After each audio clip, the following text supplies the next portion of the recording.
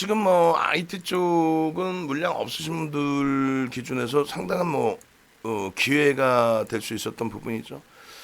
그러니까 어찌 보면 이런 기준도 될 수 있어요. 이 결론적으로 오늘 마감이 어떻게 끝났냐도 더 들여다봐야 되겠습니다만 일단 가장 중요한 걸 한번 계산을 해보자라는 거죠. 어떤 거냐면 개파력이 나왔어요. 본격 조정이다라고 악쓰는 쪽이 상당히 많았을 거 아닙니까? 그럼 첫 번째로 따져볼 게 뭐예요? 동시효과 상황의 시황 속에서 선물이 마이너스 4% 하락으로 예상 동시효과가 형성이 됐다. 그런 경우는 거의 드물다고 말씀드렸죠. 근데 그렇게 형성이 돼서 나와버렸단 말이에요. 근데 비이성적이다. 그리고 이제 현물 시장에서도 1.7% 하락 이렇게 형성되는데 굳이 그렇게까지 밀고 내려올 일이 있겠느냐의 기준을 잡아요. 그러면 미국의 시간의 선물이 어떻게 흘러가느냐를 확인해야 되는데 말씀드린 것처럼 나스닥은 약보합이었고 0.1% 약보합이었고 S&P 500 지수는 0.1% 강보합이었단 말이에요. 네? 그리고 일본 쪽의 동시효과가 이제 우리랑 같이 진행이 되는 상황 속에서 호주 쪽의 눌림폭이 뭐 0.6% 수준. 근데 그 눌림폭 대비해서 국내 증시의 동시효과 상황과 또 동시효과 계상초 상황이 과도했다. 일본 같은 경우가 1%대 중반까지 밀려 내려갔어요. 1% 초중반. 근데 우리나라 같은 경우는 거의 뭐 오늘 기준에서도 2% 수준까지 조정. 그것이 과연 본격적인 조정을 논할 수 있느냐. 미국장의 시간의 흐름 또 일본 쪽의 흐름. 결론적으로는 그러한 가운데서 이제 IT 쪽의 흐름이 삼성전자가 오늘 지금도 그렇고요. 시장 지수 대비해서는 조금 더 밀렸어요. 근데 그게 조금 더라는 게 뭐 2배, 3배 막 이런 기준도 아니고 거의 뭐 시장 수준에서 눌림폭이 조금 더 평상시에는 시장 눌림폭 정도 수준 혹은 그거보다 덜 눌리는 수준의 흐름. 오늘의 기준에서는요. 지금 현재의 기준에서 지금 이제 거의 다 돌려놨죠. 그러니까 이들이 돌리면서 시장이 견인됐느냐 아니면 시장이 올라오니까 이들이 견인됐느냐. 그건 뭐 어차피 거의 비슷한 기준이 되는데 결론적으로 우리의 기준에서는 뭡니까? 결론적으로 우리의 기준에서는 결론적으로 어떻게 돼 있어요? 우리 기준에서는 IT 쪽 위주로 설정 범위를 계속 가져가자의 기준이 되는 거죠. 지금 뭐 예를 든다면은 DB하이텍 같은 경우에도 우리가 물량을 다 정리를 해버렸단 말이에요. 55,000원에 12월 23일 날 재노출을 해드리고 24일 날 편입의 기준을 잡아드리고 그러고 나서 불과 며칠 만에 거래일수 한 5거래일 6거래일 되나요? 그 거래일수 만에 수익이 발생이 됐고 그 수익 범위가 44,000원대에서부터 뭐 55,000원 20% 이상이라면 기존의 IT 주력이 있고 또 LG전자도 언제 들어갈까 고민을 하고 있는 상황이라면 그렇다면은 뭐 DB하이텍은 차익 실현해도 되지 않을까? 근데 결국은 더 올라와요.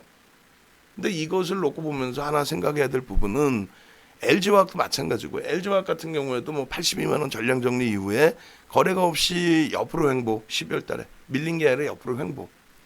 근데 만약에 여기서 쭉 밀려버리면은 거봐 봤지 고점에서 거래가 없으니까 결국은 못 갔어라고 이제 표현을 하게 되고 1월 달에 거래를 터트리면서 올라가다 보니 와 대박이야 이렇게 형성을 하게 되고 그러니까 우리가 지금 따라붙은 건 사실상 12월 달에 횡보할 때는 거래량이 없이 고점이 찔끔찔끔 높여지니 그거는 좀 주의를 하자. 근데 결국은 고점을 세게 넘기는데 거래량이 터졌기 때문에 그러면 대밀릴 때 기준에서 발 담그자. 그 기준입니다. 어차피 우리는 실적이 뒷받침되는 업종군만 놓고 보기로 했으니까 IT 그리고 자동차 그리고 화학 그리고 이제 앞으로의 기준에서 금융지주사 뭐 이렇게 기준이 돼요. 나머지 부분은 이제 전부 수익의 기준이 되는데 일단은 주력에서도 LG전자가 뭐 제일 먼저 전량 차익 실현이 된 거고 몇 개월 만이죠. 8월 편입 이후에 처음으로 매매 사인 나갔는데 매도 사인 나갔는데 그게 전량. 그리고 현대차 그룹주도 1월 7일까지 편입 비중 확보 10월 20일 날 16만 원 이탈 범위도 다 잡아내고 결국은 현대차가 이제 좀 차익 실현이 낮은 가격이 돼 버렸어요. 16만 원에도 갖고 있던 거 23만 원대 중반이면은 뭐 평균 단가가 그 정도면은 만족은 하지만 거의 뭐 30만 원 가까이 올라올 때는 참 많이 아쉬웠죠. 대신에 이제 나머지 쪽이 모비스나 만도 쪽은 뭐 최고점 수준에서도 나머지 물량을 정리를 잘했기 때문에 결코 나쁘지 않은 긍정적인. 예. 그러고 나서 이제 지금 재편입의 기준은 현대차가 정리한 수준 정도에서부터 첫 스타트를 잡는 거고, 모비스는 이제 매도한 가격 대비 월등히 밑에죠. 뭐 39만 5천 원, 37만 5천 원 상한가에서부터 쭉 만도도. 글로비스는 이제 일단은 차익 실현 이후에 관망인 거고. 나머지 쪽에 이제 뭐 넷마블이나 이렇게 질문 주셨는데 이동을 좀 단행을 할 거예요. 그러니까 무슨 얘기냐면 지금 기준에서 가격 반발력이 이제 뭐 어마어마하게 세게 형성돼 있지는 않지만 놀랬던 가슴을 쓸어안는 정도. 그러니까 조정이 나온다, 본격적인 조정이다 하고 여기서 이제 오히려 비중을 축소하는 경우, 차익 실현을 하고 비중을 축소하는 경우도 있을 수 있고요.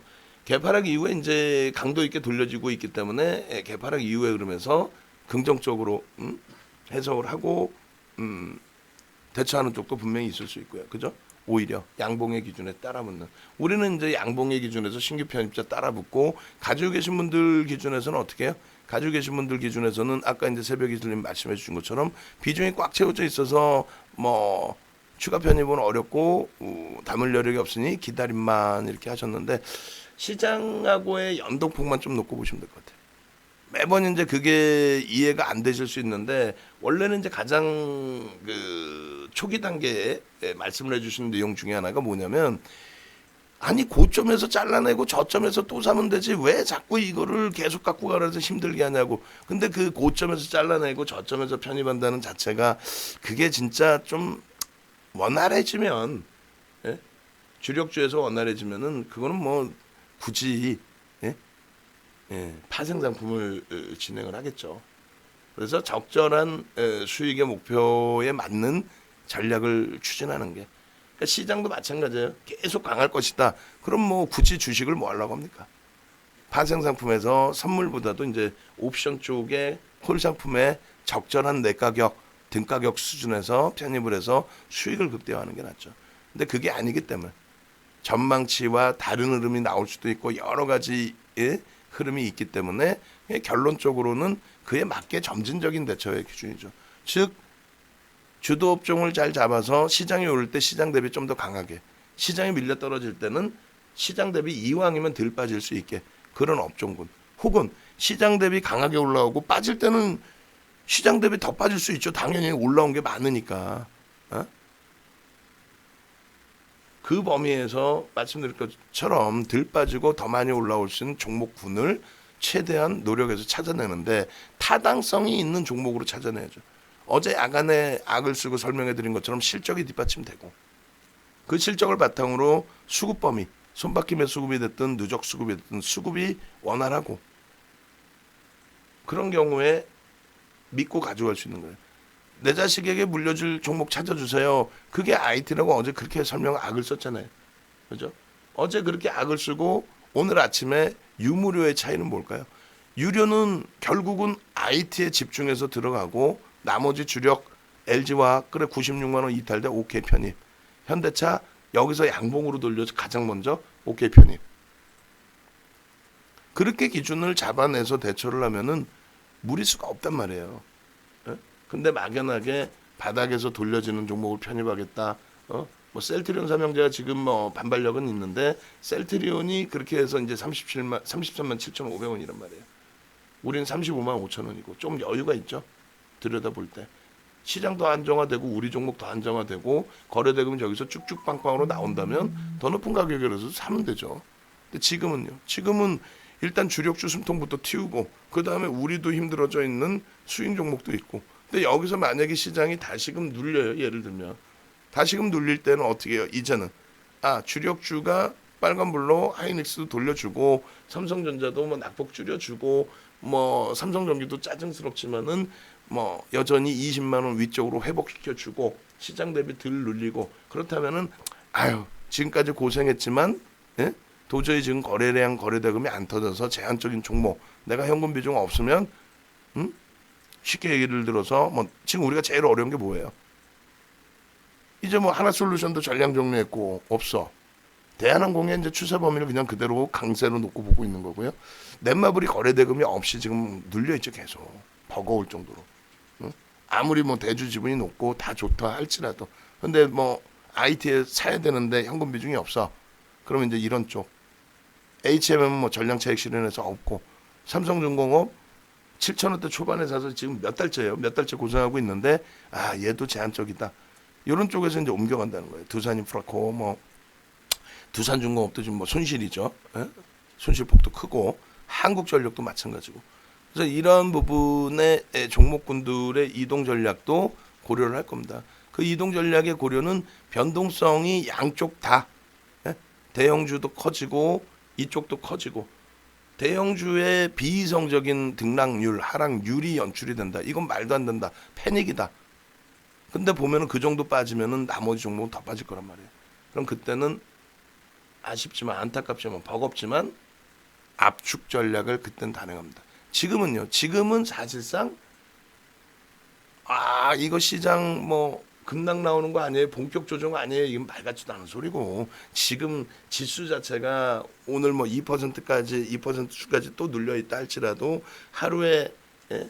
지난해 6월 15일처럼 하루에 뭐 5% 수준의 조정이 나온 것도 아니고, 예? 결론적으로는, 예, 지금 정도의 범위에서는 말 그대로 현금 여력이 좀 제한적이다 하시면은 나중에 추후에 조금 더 시세가 나와서 수익이 좀 더 극대화되고 이번 고점 수준으로 다시 또 돌려놓고 하면은 그때 이제 현금 비중을 조금 확보해 놓으시는 것도 그건 나쁘지 않죠.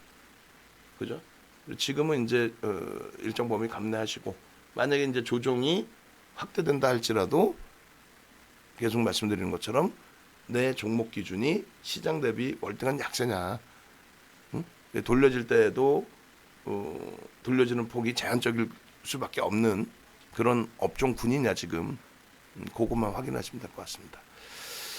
자, 그렇게 해서 이제 외부에서도 마찬가지입니다. 또 정의원님들도 생각하실 때 왜 IT를 계속 노출하지? IT 노출 안 해도 노출돼 있어요. 다만 이제 오늘 같은 날 또 뭐 종가 기준이 어떻게 형성이 되더라도 오늘이든 앞으로의 추이 부분이든 같이 움직이는 거하고, 혼자서 이제 내동매매 공포감에 이제, 예? 손절하고 또 움직이면 나만 두고 갈 것 같아서 막 따라붙고, 그런 내동매매만 같이 이겨내면은 뭐 충분히 긍정적인 시장으로 해석을 해볼 수 있을 것 같습니다. 자, 이렇게 해서 이제 올려드리고요. 그러니까 시황은 결과적으로 문제 없다. 미국 쪽이 시간에서 눌려 있습니다만, 뭐 S&P 500 지수 0.19, 나스닥 0.31, 그 다음에 호주 쪽이 낙폭 좀 줄여서 이제 뭐 0.54, 니케이 쪽도 이제 1% 초중반에서 0.87, 국내 증시도 이제 낙폭 일부 줄였다가 다시 일정 범위 눌리고 있습니다만, 뭐 시장의 흐름 대비해서 IT 주력주의 변동성이 그렇게 뭐 버거울 수준은 아니다. 그리고 나머지 종목군들의 흐름도, 아이고, DBI 때 그래서 결국은 비중 뭐 일부 갖고 계신 분들도 계시지만 공식적으로는 말씀드린 것처럼 차익 실현이 돼버렸어요. 돼버린 상태에서 제 편입 기준을 못 잡아냈는데 결과적으로 뭐 급등이 나옵니다. 가지고 계신 분들 축하드리고, 예. 예.